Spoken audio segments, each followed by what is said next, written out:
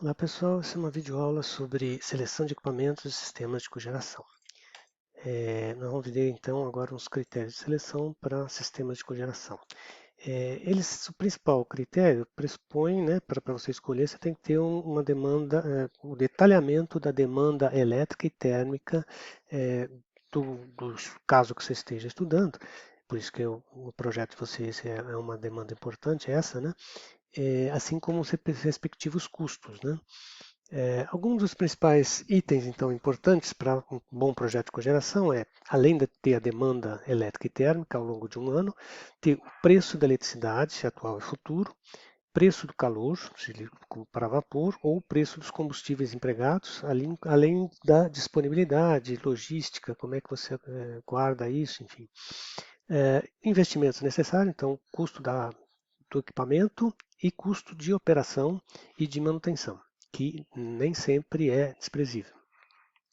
Eficiência de geração elétrica de cada equipamento que você escolheu, e a relação calor útil energia elétrica produzida, que você vai buscar então a eficiência e essa relação no catálogo dos fabricantes do equipamento que você está sugerindo. Né? Impactos ambientais, que em geral são positivos, incentivos fiscais ou regulatórios e nível esperado de retorno financeiro que está associado ao negócio, né, ao tipo de investimento que aquele setor de negócio que você está tentando implantar um sistema de cogeração. Tá? Bom, exceto em casos em que a opção por cogeração é estratégica, ou seja, eu não quero depender de preço de um combustível, ou ele é muito instável, a minha rede é muito ruim, né? Em geral, se não for esses casos de estratégico, você tem que comprovar que ele é financeiramente interessante. Então, você tem que ter uma taxa interna de retorno bastante interessante. Ou seja, a diferença entre o preço, o custo, né, que o cara tem hoje comprando eletricidade e comprando combustível, e o preço que você vai ter de operação do teu sistema de cogeração, essa diferença tem que pagar rapidamente o investimento feito para a compra e implantação do teu sistema de cogeração. As capacidades então, na hora de você dimensionar qual a capacidade do teu sistema de cogeração, além da demanda, né, que o cara tem, ou da curva de demanda que ele tem, você vai ter que escolher a estratégia operacional adequada para escolher de uma forma mais para dar o maior rendimento possível. Tá? Outros aspectos que influenciam na seleção de tecnologia são nível de temperatura da energia térmica, né? Então, se eu preciso energia a 100 graus Celsius para tocar um chiller, eu tenho uma tecnologia que é apropriada. Se eu preciso a 250 ou 300 graus Celsius para um processo, eu tenho tecnologias que não atendem essa demanda. Requerimento de pessoal para operação, manutenção e tradição de operação. Então, alguns clientes sabem como operar caldeira, operam isso no processo. Outros, né, que o setor terciário, por exemplo, não está habituado a trabalhar isso, não tem gente capacitada para isso. Então, é uma coisa que pesa na escolha também. Bom, vamos ver alguns tipos então, que a gente já viu, tipo uso do ciclo Rankine em contrapressão. Tipicamente é um uso do setor sucroalcooleiro, né, onde eu tenho queima de bagaço numa caldeira flamo-tubular,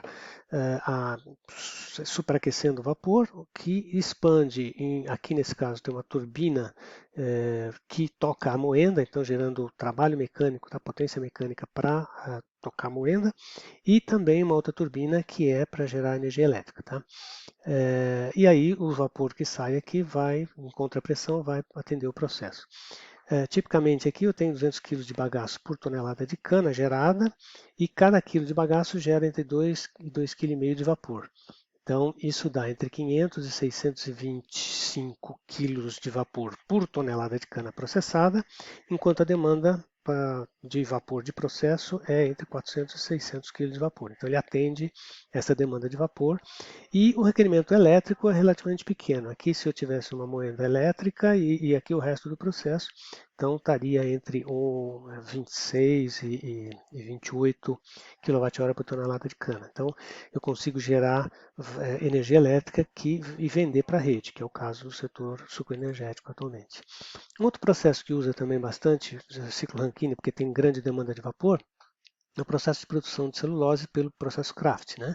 Que nada mais é do que um digestor, um grande panelão, onde você coloca chip de madeira e soda cáustica, né? Aqui. E joga vapor de processo, alta, né? Ferve isso aqui, de tal forma que você derrete, dissolve a lignina, que liga as fibras, e separa então a celulose e hemicelulose, que vão para o processo de produção de papel, e a lignina que saiu com, né, chamado, você evapora um pouco de água usando o calor de processo e gera então um licor negro com uma concentração adequada que vai para uma caldeira de recuperação. Então aqui ele é queimado, a cinza gerada, né, vamos dizer assim, o resto disso é o licor verde que vai para a calcinação e se transforma, então se recupera a soda que volta para o processo. Então o ciclo da soda cáustica fica aqui. Na caldeira de recuperação você gera vapor que atende grande parte do processo também. Tá? Bom, que tipo de processo se usa? Aqui, basicamente, ciclo Rankine em extração-condensação, porque eu tenho demandas do processo, uma demanda de vapor relativamente alta, 13 bar, a 13 bar de pressão, e outra mais ou menos igual a 3 bar de pressão. E uma demanda de energia elétrica que também é razoável. Então, aqui é tudo por quilo por tonelada seca de madeira que se processa, né? Então, nesse caso aqui, eu uso uma turbina de extração, porque eu tenho dois níveis de pressão diferentes, e também posso gerar energia elétrica e mandar para um condensador para produzir mais energia elétrica. Tá? As tecnologias de turbina a gás, né? É uma tecnologia que desenvolveu bastante mais recentemente, com o preço do gás natural sendo mais acessível. E ele é um sistema que apresenta uma boa versatilidade, tá? Porque ele é mais fácil de implantar, mais rápido de implantar, porque turbina a gás é um equipamento que você compra, né, de estoque, não precisa mandar construir, e tem uma grande gama de potências, de 1 a 200 megawatts. E a relação entre calor útil e trabalho fica entre 1 e 2, tá? O que é uma certa, né, capacidade de variação. Na realidade, a turbina a gás não pode operar em carga parcial, então ela tem que operar na base. Tá? O que você modula, às vezes, é a quantidade de vapor que você pode atender. E ela também não deve se ligar e desligar, né, para uso intermitente, ela tem que operar na base, né, do teu sistema. Aqui está um exemplo da concepção, né? Então a turbina a gás capta ar, comprime, queima o gás, produz então ar, gases de combustão a alta temperatura e energia elétrica aqui através de um gerador elétrico. Se eu não precisar demandar vapor, eu jogo ela, fico ela operando em ciclo simples. Se eu precisar, eu mando para uma caldeira de recuperação que gera vapor. Então, também essa caldeira é um item de estoque, né, que é possível você comprar, não é mais rápido de implantar. E além disso, eu posso queimar gás extra aqui, já que eu tenho um grande excesso de ar, então ele pode queimar o gás para uma demanda extra de calor que eu tenho eventualmente. Isso dá certa flexibilidade a esse sistema. Tá? Bom, e motores de combustão interna, eles apresentam um alto rendimento elétrico, entre 40% e 42%, né? E a vantagem dele é que eles apresentam um bom comportamento em cargas parciais. Então eu consigo reduzir, se eu tiver menos demanda elétrica, eu consigo reduzir até 50% da carga, mantendo a eficiência razoável. Né? E ele também tem, né, um item que você compra, né, pronto, né, e tem uma grande faixa de potência, entre 10 kW e 30 MW, né, disponível no mercado. A principal desvantagem é a dificuldade de aproveitamento de calor e o baixo nível de temperatura em que ele é aproveitado. Você retira água tanto dos gases, como também água de arrefecimento do óleo e das camisas. Né? É utilizado basicamente para aquecimento de água ou vapor de baixa pressão, tipicamente usado para atendimento de demandas para chilha de absorção. Né? Vapor, a relação calor útil, eletricidade varia entre 0,7 e 1,4, né? Por volta de 1 e pouquinho. Tá? Aqui está só uma foto de sistemas de cogeração usando motor de combustão interna, aqui o sistema de recuperação de calor dos gases que vai para um trocador de calor. Tá? Aqui então você seria esquematicamente, o gás natural é usado como combustível, o calor dos gases e do motor e do arrefecimento da camisa e do óleo. Assim, podem ser utilizados aqui em chillers de absorção. O dos gases de combustão vai para uma caldeira de recuperação, que pode receber mais gás natural para produzir mais vapor, por exemplo, que também pode atender o chiller de absorção ou outras demandas de níveis de temperatura mais altos, né? Aqui são as faixas de aplicação, basicamente, tá? Que você tem. Então, para altas demandas térmicas, aqui a demanda térmica, então aqui seria 100 megawatts térmico, tá? Altas demanda térmica e a relação trabalho-calor baixa, ou seja, eu preciso mais calor do que trabalho, então eu uso ciclo Rankine, basicamente. Para a mesma faixa de potência, ou até um pouquinho mais baixa, né, mas já uma relação entre calor e trabalho e calor mais equilibrada, né, da ordem de 0,7, 0,8, eu teria as turbinas a gás com caldeira de recuperação. E para menores demandas, né, demandas térmicas e uma relação calor-trabalho mais equilibrada, ou trabalho-calor tá, por volta de 1, eu teria então o motor a gás, basicamente. Tá? Isso seria um mapa da região de aplicação de cada tecnologia, tá? Em grandes linhas. Bom, uma vez que você selecionou o sistema, então, por exemplo, se eu selecionei o sistema de motor de ciclo Otto, né, para geração e aquecimento de água, eu vou ter que ir no mercado levantar dados de vários motores de diferentes potências. E aí eu ploto num gráfico, que é este gráfico aqui, né, que seria um conjunto de motores. Então, potência de 1 kW, de 2 kW, de 3 kW e tal. E aí eu vejo para cada um desses quanto ele gera de calor. Então eu vou gerar uma curva aqui, né, com um número de pontos que vai ter uma curva média aqui.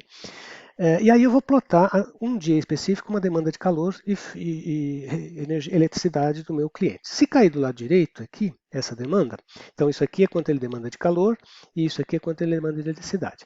Eu posso comprar um equipamento que tenha essa potência, que atende a demanda elétrica dele, mas não atende a demanda térmica. Então eu tenho que, esta quantidade de calor eu tenho que produzir numa caldeira auxiliar. Ou eu posso comprar um equipamento que tenha esta potência aqui, tá certo? Aí eu atendo à demanda térmica e gero mais energia elétrica do que eu preciso. Então eu vendo energia elétrica para a rede. Ou se a demanda do meu cliente cair desse lado aqui, o que acontece? Eu posso comprar um equipamento dessa potência e aí eu atendo a demanda térmica dele, né, aqui, mas eu tenho que comprar a energia da rede para complementar a demanda elétrica. Ou eu posso comprar um equipamento que é esse aqui, que eu atendo a demanda elétrica, mas eu desperdiço calor. Tá? Então eu tenho que jogar calor fora porque eu estou produzindo mais do que eu preciso. Aqui eu tenho um exemplo de aplicação, que é o projeto na Coca-Cola de Jundiaí, onde se tem motores de combustão interna operados a gás, com a capacidade de 9 MB de produção elétrica. Você gera então vapor a partir dos gases de escape. Os gases de escape também são purificados e produzem CO2, que é utilizado na planta aqui para refrigerante, né, para gasificar os refrigerantes. Produz água quente, produz água gelada através de chillers de absorção e outras duas coisas que faz, não com isso, né, mas ar comprimido e nitrogênio. Então é uma planta que opera com vários níveis de utilidades para atendimento da planta de produção de Coca-Cola. Aqui são os chillers de absorção, né, que operam com água quente, né, que vem da recuperação de calor dos motores.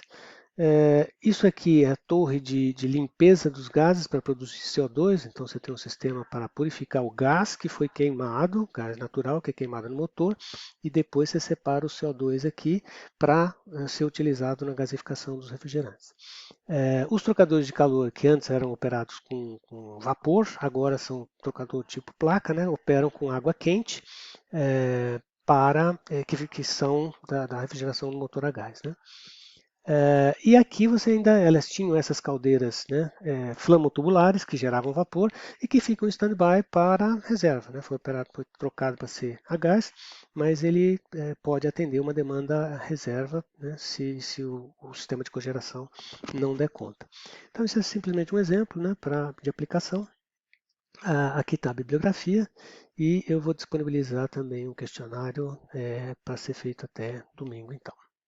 Tá bom, pessoal? Semana que vem a gente começa a metodologia específica de cálculo do sistema. Tá? Então, aí sim nós vamos entrar no livro do Lozano. Tá? Abraço.